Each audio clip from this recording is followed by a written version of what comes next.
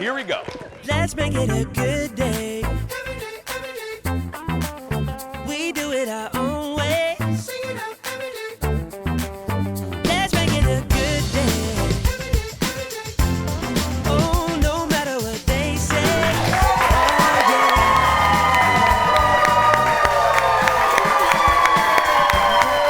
Little sprinkles.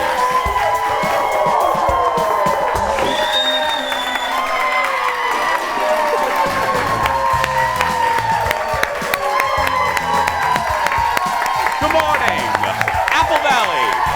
Good morning, St. Louis Park. Good morning, Shakopee. And good morning to you.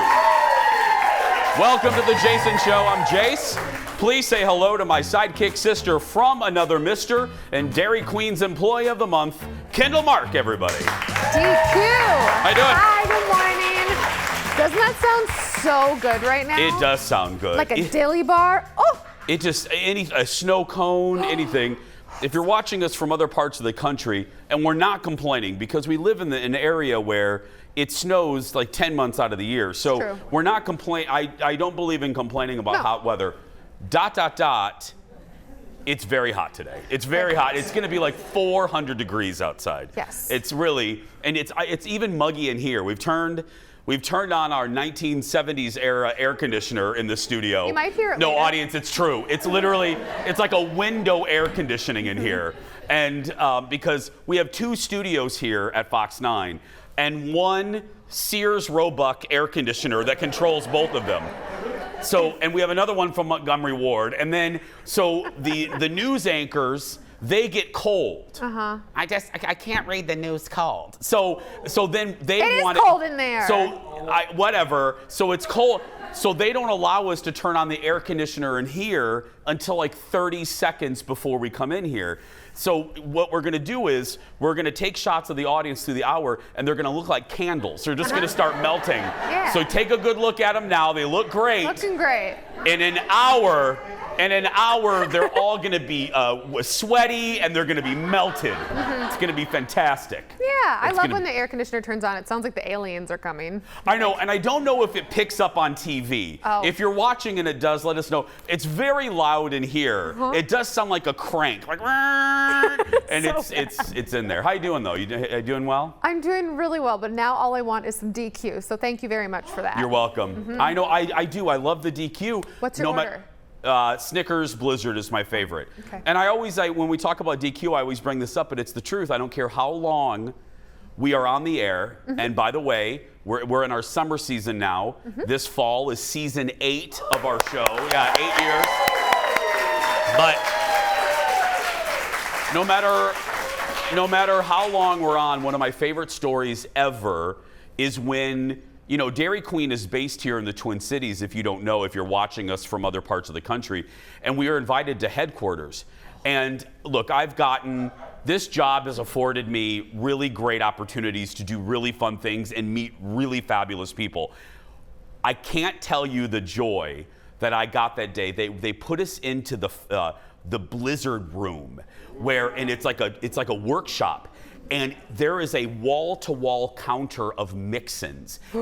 You name something. Cotton candy. Oh, yeah, done. Oh, that's easy. I mean, you name something, they have it. They have it and she looked at me and she goes, make whatever kind of Blizzard you want. So we mixed, it was fantastic. I had my own machine. I wanted to do what Chunk did, or Mikey did, Mouth did in Goonies. I just wanted to stick my mouth under and just turn the machine on, but I thought I would get kicked out. Where was I for this?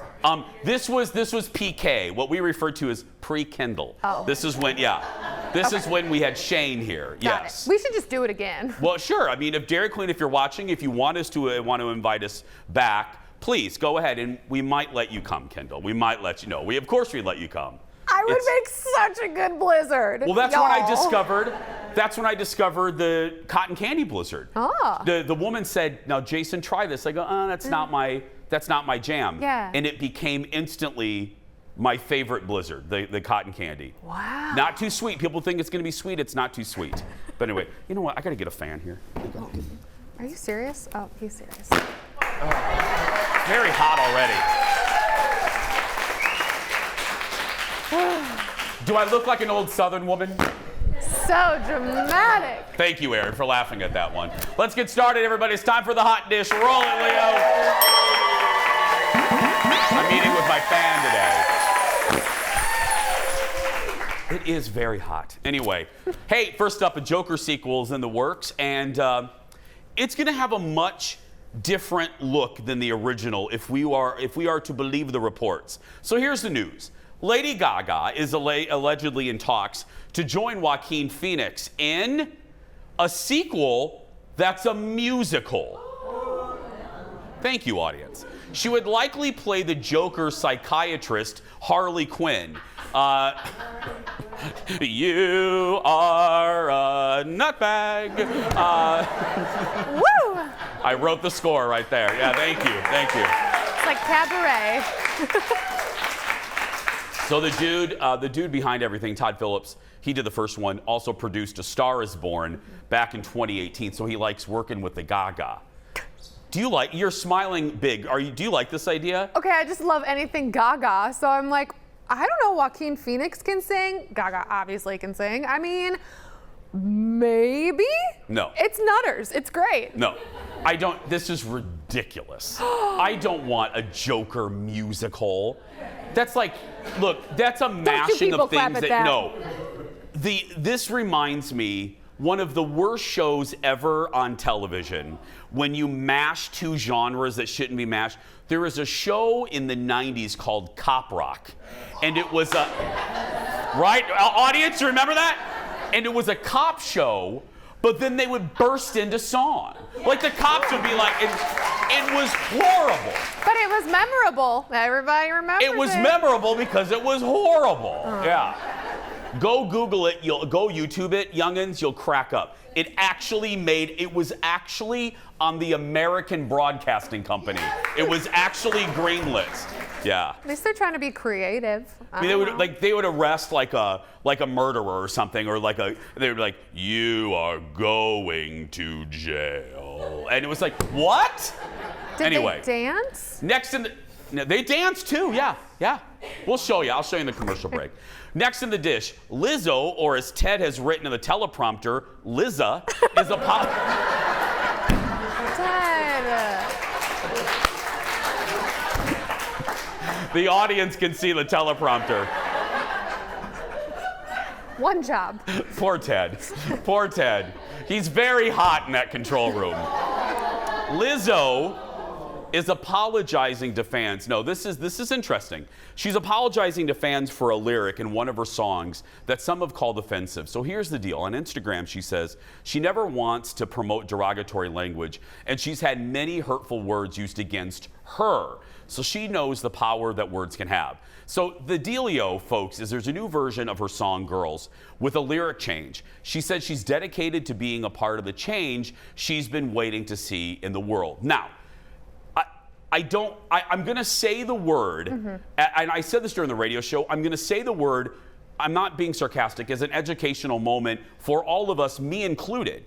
I have used this word as recently as probably this year, not knowing. And the word is spaz. To describe yourself as, oh my God, I feel like such a spaz today. That is offensive to folks that have, like, for instance, for example, cerebral palsy. Because, the audience, see, me too, I went, oh, it's not people being overly sensitive, it's because that is a spastic reaction. If you have, anyway, and I thought, oh, well, that's a great moment for us to all, I know that some people they roll their eyes, oh, I can't say that now, but look, if it offends somebody, I get it. Lizzo didn't use it with the intent of hurting. I certainly didn't. I didn't know. There are words that I used to say when I was a kid that you can't say anymore. Like, I'll never forget, I had an educational moment on the radio show with the R word to describe, someone with a mental disability. As on the playground, you used to say that all the time. And I had a woman write me a really nice letter. This was 10 years ago on the radio, and I went, wow, I never thought about that word in that way, and I've never used it since. But yeah, nice moment. I think so too. I truly had no idea either. It's part of their medical diagnoses. And so when you actually look at the term in Webster's or any of the dictionaries, it explains it. But I've always just thought it meant someone who's kind of all over the place. too. Like you forget your keys and you forgot this. And so now we know. And I guess in the UK, it's a lot more derogatory than they Very. Yep, use it you are here. right about that. So. I love that you took that deep dive into that. Next in the dish, one more story before we take a break. Christine Baranski was on with Seth Meyers last night. Y'all know I love her. I love her in The Good Wife and The Good Fight. She talked about playing that same character, Diane Lockhart, for 13 years with The Good Wife and then the spinoff, The Good Fight. Look. How many performers get 13 years of playing the same character on a well-written television show? Both shows were well-written, and I had great casts and great guest actors. You're shooting it now. Have the Kings, the creators of the show, have they told you how it's going to end? Are you aware? They've given me a somewhat of an idea, but given what we're living through, and this show is always about what we're living through in the present, so you can imagine what are the chances it's going to be a happy ending? Not going to be a happy ending. She told, this is real quick, she told a cute story. You know, she became friends with Meryl Streep when they made Mamma Mia together. And, you know, small world, Meryl Streep's daughter is in The Good Fight. And Christine wrote Meryl a really sweet letter saying, oh my goodness, your daughter's so great. And in a really long letter, Meryl wrote back one sentence, she's terrified of you. We're going to take a break. We'll be back right after this. Back in a moment. Still to come, Netflix has announced the mega hit Squid Game is coming back for another season. But should it come back for another season? We'll debate.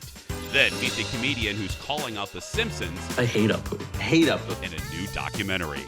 And New York-style pizza without the expense of plane ticket. Kendall's taking us to Tommy's Pizza. That and more when The Jason Show continues.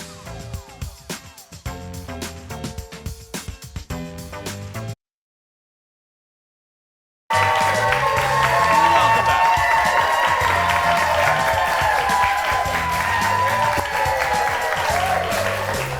You watching the NBA Finals? A little bit, not much. You are? I said a little bit, not much. Okay. I am too. I'm I don't glued care to the for either television. I can't teams. Yeah, stop watching it. I can't. Thank you, Who's audience playing member. again? Who's playing? What? Who's in the finals? The Celtics. And they have the bridge as the logo. Yep, they are the The Bridgerton. Golden Golden State Warriors. Yay! The Golden State Warriors. The Bridgertons. So Anthony. I don't know. You don't. I mean, look, audience, you don't come to me for sports. I mean, seriously. But here's the deal. We're in the middle of the NBA Finals. Yesterday, we showed you what Kimmel's team did. They messed with the diehard Golden State fan at the end of the game. Well, now he's getting fans to turn on their team, and that is our late night rewind.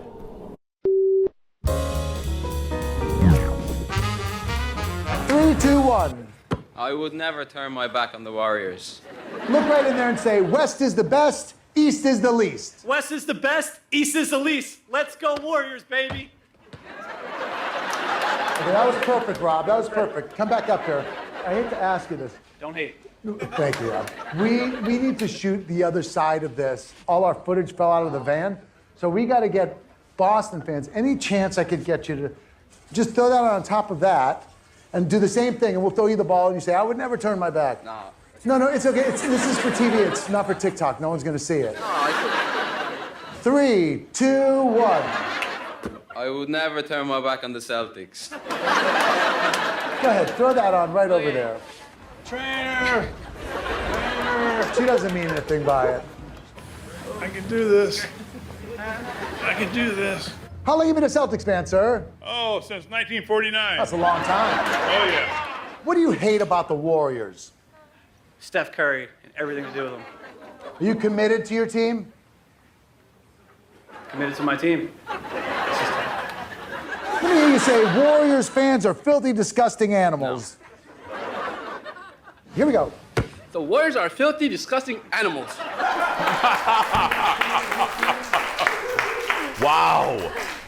It is painful for sports fans to go against your team. It's wrong. Don't do that, people. Oh, no. Please do it. It makes for great television. Please. That is something that I'm not good at. I don't like that man on the street stuff.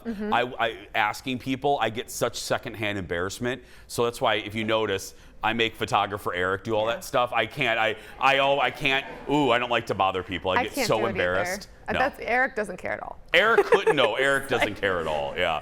Next in the dish, Post Malone was on with Howard Stern yesterday. He has a new album out, and Howard pressed him on the inspiration for his new music. Look.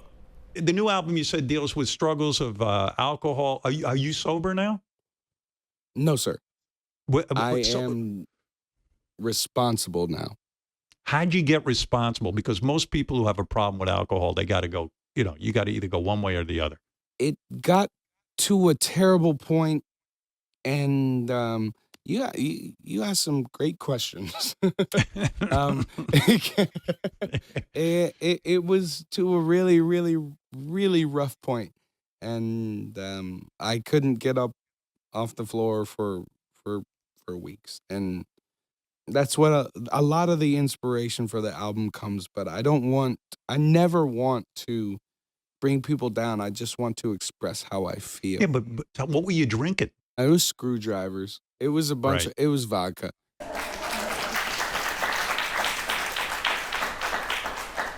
Was he smoking? I think the hell is this, a Dean Martin roast? We haven't seen smoking since like the Tonight Show with Johnny Carson. I mean, Dean Martin used to come on and they would just puff away. Carson used to smoke. Did you know that? They used to. Oh, I thought you were going to ask me, do you smoke? Oh, no, I know. Come on, Kendall. Whip out your Viceroys. Come on, Hey, Kendall. everybody. Whip out your pack of Misties. Yeah. Misties? Misty. It's a very slim cigarette. Oh. It's very Very French. What? Why are you laughing? It's a real brand, people. I know someone who smokes it. It's not me. I smoked once in an inner tube in a creek in Indiana with my best friend Tamara Smith, who I just reconnected with on Facebook. Hi, Tamara. Anyway, and we were walking in her backyard. We were holding our inner tubes, and it was like a really stand by me moment. And she goes, "Would you like to smoke a cigarette?" And I'm like 12, and I go, "Sure, I'll try it." So I get in the inner tube, and she hands me the cig, and I'm smoking, and I start coughing, and I fall inside the inner tube with the cigarette. Yeah. Did it Never burn smoked you? again. That was it. That was all. One and done. Never smoked. Yeah. That was all for you. Fell right inside the inner tube. I'm not good at it. I'm so not good at it. I go like this, like Cruella. I smoke like Cruella DeVille. You know what I mean? My favorite is when you say smoking and you mean like this and you do this. Oh, when like you're- marijuana. A different kind of smoke, Jason. Yeah. Post, by the way, and his fiance just welcomed a baby girl. He's going to be coming to the Twin Cities in September and Seattle in November. Next in the dish, the first season of Squid Game was one of the biggest hits on Netflix in the last year. There's no denying that. Well, Netflix just greenlit a second season over the weekend. Look at what they tweeted.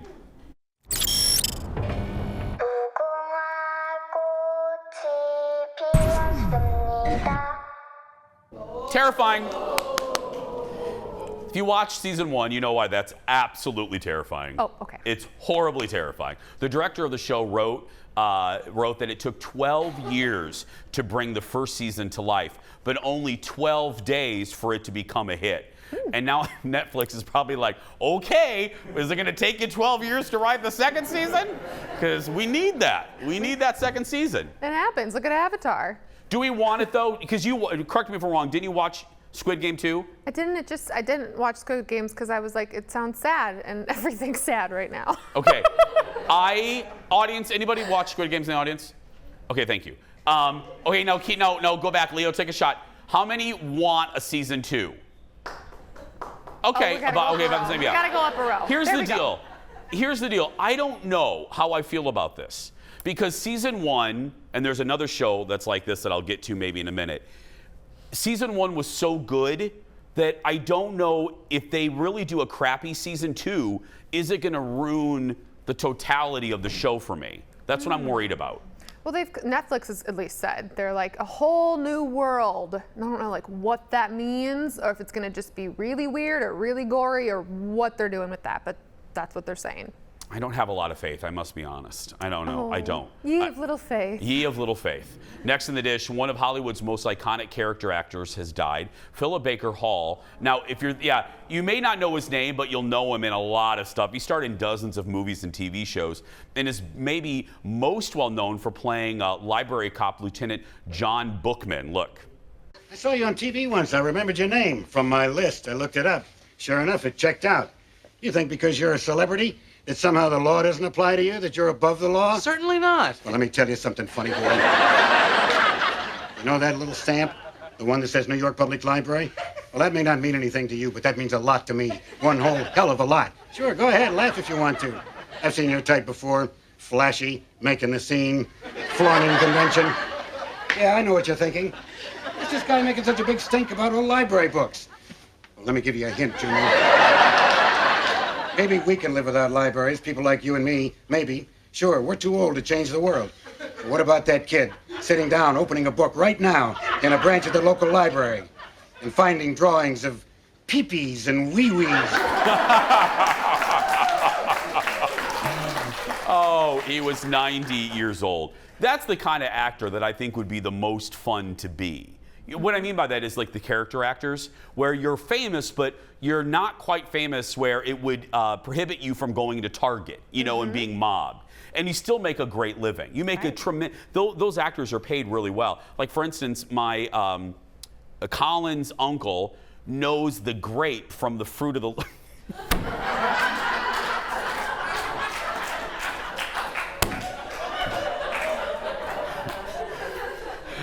As I'm saying it, in my mind, I want to take you inside my mind.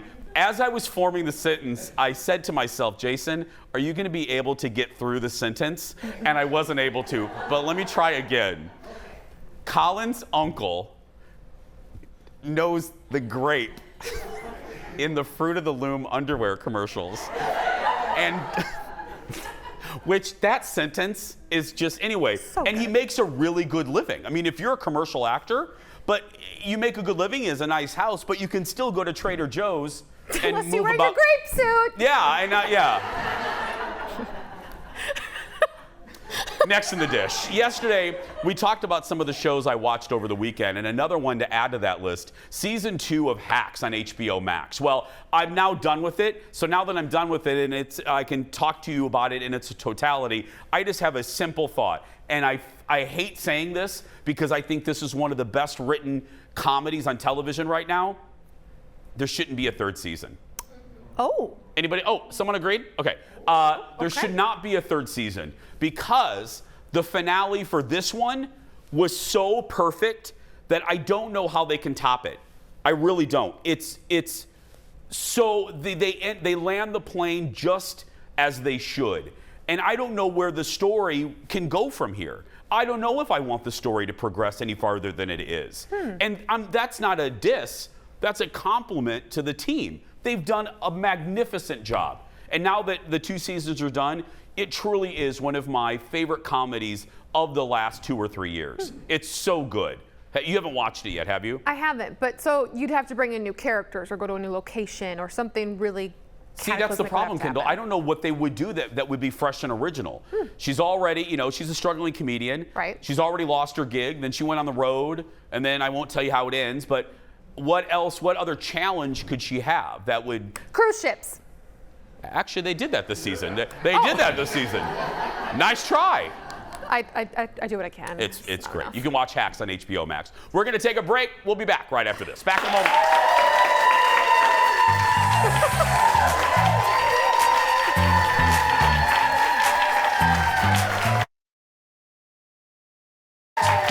Welcome back.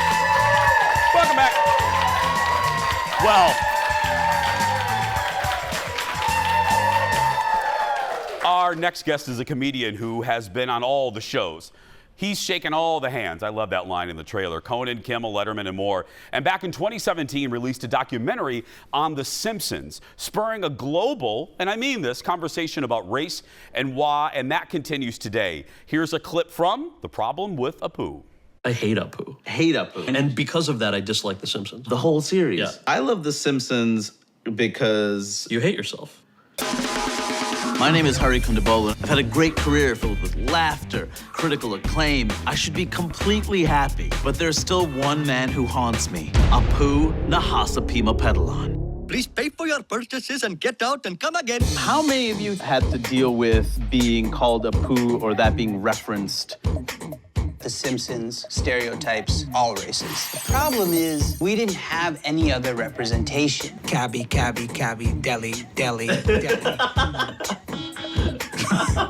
Doctor. You know that a white guy does the voice? A white guy doing an impression of a white guy making fun of my father. How do you feel about that? Oh, I'm making a movie about how much I dislike it. Right away. I love this so much. Please welcome to the show, Hari Kondabolu, everybody. Hello. I'm Minneapolis. How you doing, my friend? Doing well? I'm good, Jason. Thanks for having me. No, man, thank you for doing this. I love this documentary.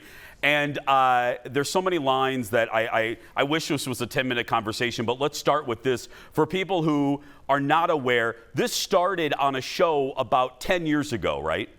Yes. This movement. Can you kind of explain how it started? I don't know if I'd call it a movement. It was a moment. Let's call it a moment for you. A moment. It was definitely a moment.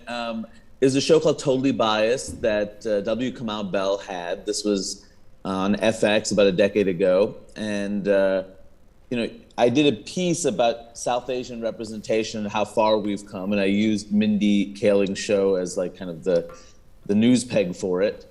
And how great it is that a South Asian woman has a show. And I went over the history of what it was like before this moment. And one of the big pieces of it was Apu from The Simpsons and how that was the only form of representation we had, like nationally, maybe even globally as Indian Americans, for like a decade. So it got a lot of laughs. And I realized that people really loved that piece of that,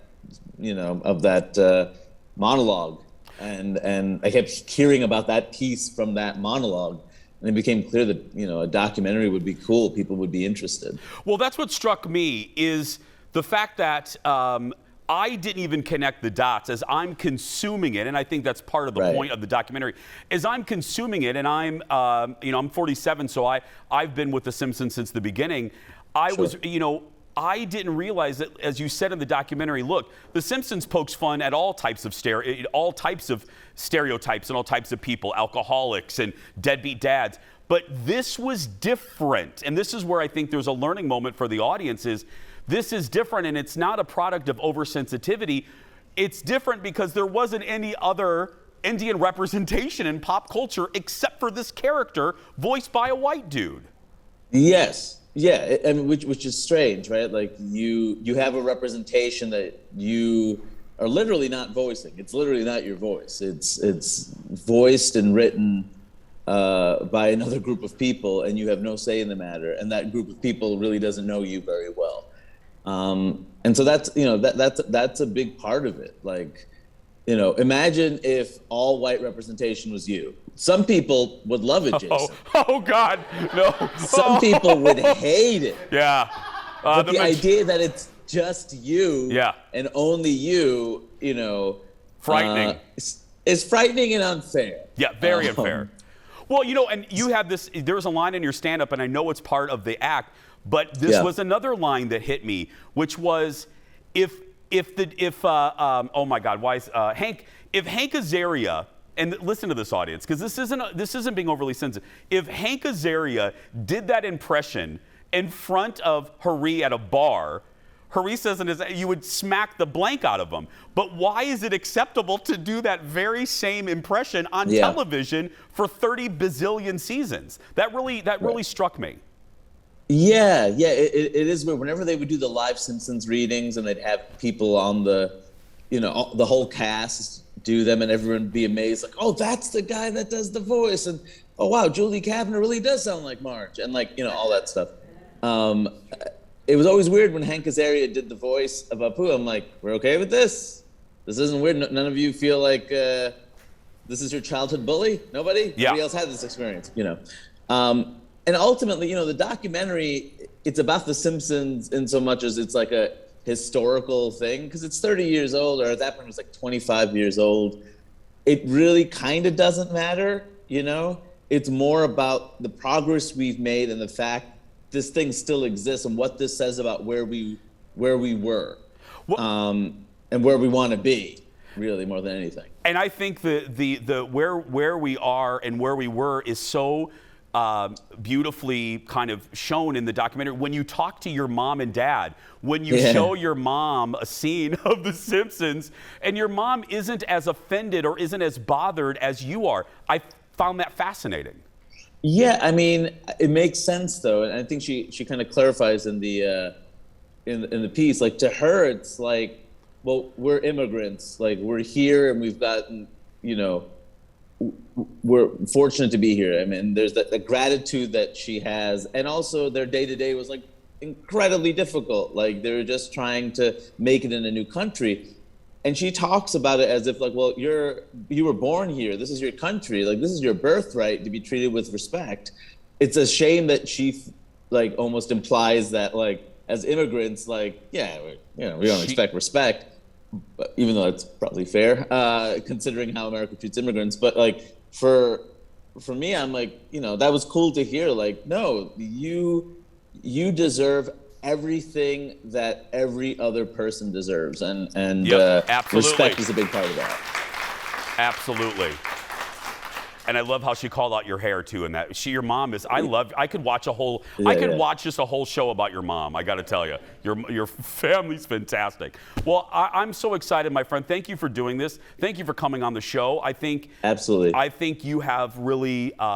We've had two. Our show's goofy, but we've had two kind of educational moments, and I just really appreciate your time. I appreciate that. I just want to let the audience know that I am a stand-up comedian who makes jokes, and not just documentary filmmaker that likes to kill cartoons. I know. So I was gonna say I was gonna end with that, Harik, because I didn't want the audience to think that you're this uber serious, like you're working for Vanity Fair. He is a comedian, y'all. He is a comedian. Yeah. Yeah.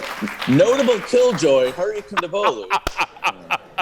Thank you. Give it up for Hari, everybody. Catch him Saturday night at the Cedar Cultural Center. Tickets are available at first-avenue.com. And he also comes from, he goes, he doesn't hate The Simpsons. So it's like a 49-minute watch. Go see it on HBO Max. We're going to take a break. We'll be back right after this.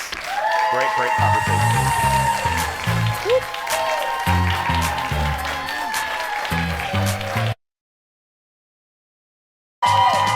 Welcome back. Welcome back. Welcome back. Well, it's one of my favorite parts of the show, talking to the audience. And today, I'm putting them to the test with a game of Would You Rather. Thank you, audience. I'm holding some very, very provocative would you rather questions. And we're going to see how this audience answers. Okay, let's start with, you look like trouble right here. We're gonna go to you. Why don't you go ahead and stand up? What's your name? Shanna. Hi, Shanna. Hi. So where are you from, Shanna? St. Paul. St. Paul, okay. Shanna, here's your would you rather question. Would you rather date someone who never stops talking or someone who won't stop texting? Someone that won't stop texting because you can block them. Atta girl. Give it up, thank you. Have a seat. Let's go up here. Go ahead and stand up. What's your name? Shannon. Hi, Shannon, how are you? Good. Okay, Shannon, let me get you a good one here. Let's see her. Okay. Would you rather listen to an annoying laugh all day or get tickled for an hour? Oh, the laugh. I can't stand tickling. I can't either, Oh, right? No, it's awful. It's awful. I've never been on TV for 30 years, never said that. I cannot stand that. No, it's awful. It makes you feel icky. Yeah, I just, don't do it. Don't do it to people. I like you. Stand, I'm going to do another one with you. Yeah, here we go. Let's see here. Well, let's do that one. Okay, here we go. Oh, this is perfect. Would you rather live without air conditioning or never be able to use deodorant?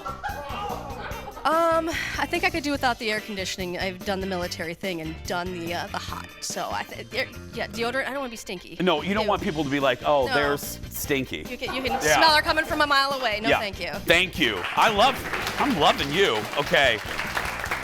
Let's see. Right there. Come over here. Come over here. We have a dude. Come over here. Right there. What's your name? Dan. Dan, how you doing? Good. Where are you coming from, Dan? Where you live? Chisholm. Chisholm. Fantastic. Oh, go. Way up. Yeah. Did you fly here? What? No, we're camping at Mystic Lake. Oh, seriously? Yes.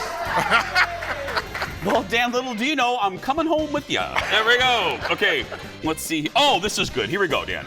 Would you rather only listen to the same 10 songs for the rest of your life, or watch the same 5 movies on repeat for the rest of your life? Songs or movies? Movies. Movies? The same 10. More visual. More visual, yeah. There you go. Good luck today on Mystic. Yeah. Give it up for Dan, everybody. Give it up for our audience. There's some good ones. I'm going to save those. We're going to take a break. When we come back, what's in the surprise goodbye? You're going to find out. But first, New York-style pizza without the expensive plane ticket. Kendall's taking us to a delicious place when we come back. Back in a moment. Back in a moment.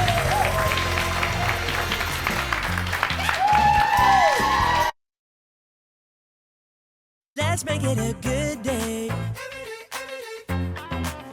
We do it our own way. Let's make it a good day. Oh, no matter what they say. Oh, yeah, yeah. False alarm, right, audience? False alarm. Welcome back. Well, there is a local pizza owner whose New York-style pizza is considered some of the best in the country. Recently, Kendall visited Tommy's Pizza in St. Paul, where she met up with Tommy himself. Look. All right. See how that's nice and golden brown? That's what we're talking right there.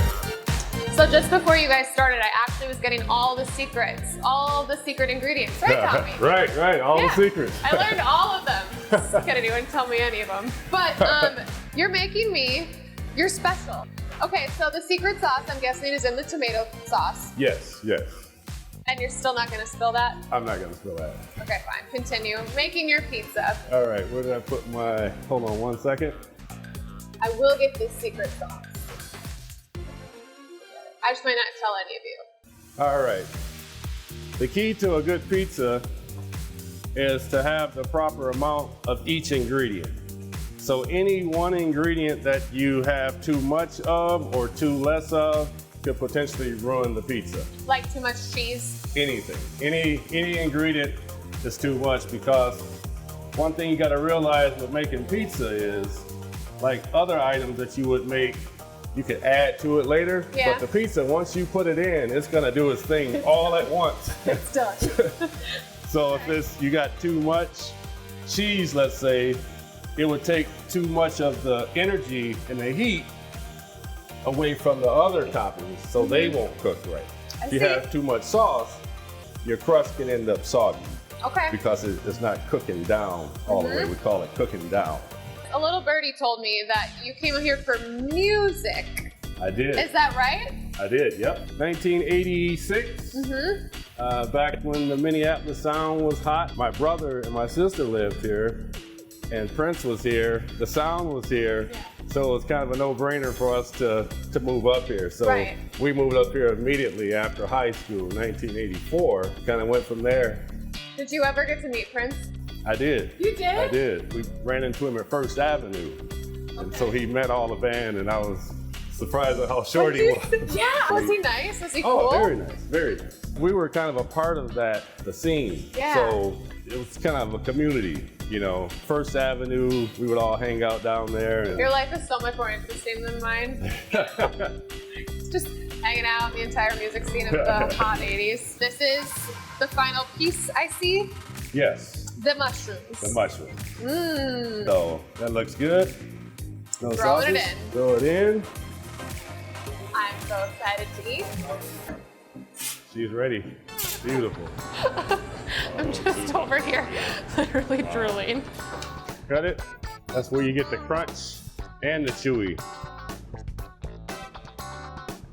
This is absolutely divine. You see, and that's what I mean by everything has to be the way that it has to be. The crust, the cheese. Oh, I totally So- get it now. so- I like pizza like that. Like it just tastes homemade. Can we talk about these wings? I Yeah. mean, oh my God. What is in these? I can't tell you what's in them. Why? Why do we have so many secrets? So I'll tell you this. I'll tell Okay. you what I do to them to come out with them. Yeah. I marinate them, grill them, bake them, I sauce them, and I bake them again. Got some napkins? Thank you. So good.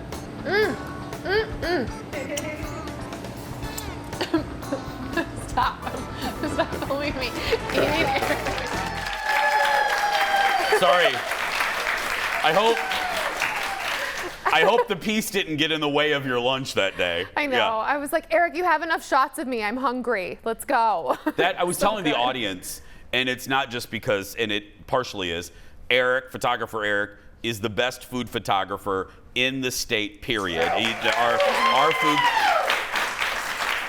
I would stack our food pieces up to the national food people. Anyway, that is just a good looking pie. It was delicious, and he was so particular about how he mixes his ingredients and how he puts them on the actual pizza and how it's cooked. It's such a process. And he said something to me once we were done about how it was just like the 80s music scene in Minneapolis. It all kind of sounded similar, but they all had their own flavor. Same thing with really good New York style pizza. It all has to have the same ingredients working together to work that well. He's just a great guy, and I loved meeting Tommy. We have just a few seconds. You know I love a wing. You know I love a good chicken wing. Yes. The 18-step process. Yeah. That's amazing. Yes. Grill, bake, marinate. Sauce, all the things. Were Yeah. they that good? I mean, The Selby wing, his special flavor that he wouldn't tell me the secret sauce of, divine. I would eat those any day. the Selby. So good. The Selby? Yep, named Okay, after the street. I gotta go get those. Tommy's is located near the corner of Selby and Summit in St. Paul. For details, go to tommyspizza.com. Thanks, Tommy, for letting us in. We're gonna take a break, the shortest and the surprise ending when we come back. Back after this. I want that right now. I want that right now.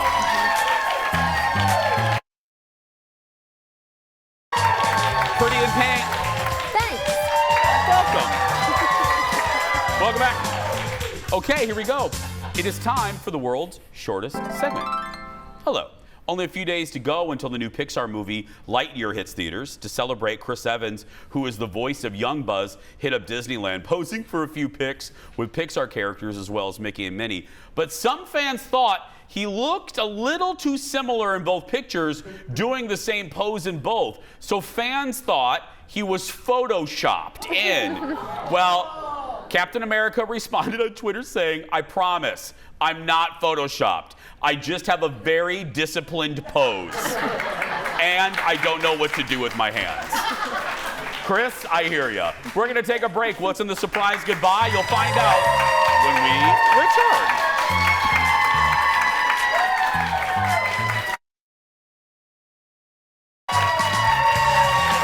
Welcome back.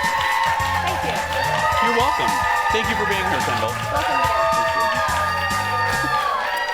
Okay, time for the surprise goodbye. You know how this works. I don't know what's in this segment until right now. Today, dirty talk in Sweden, all for a good cause. Listen to this. Kom snart tillbaka och gör det där igen. Tack.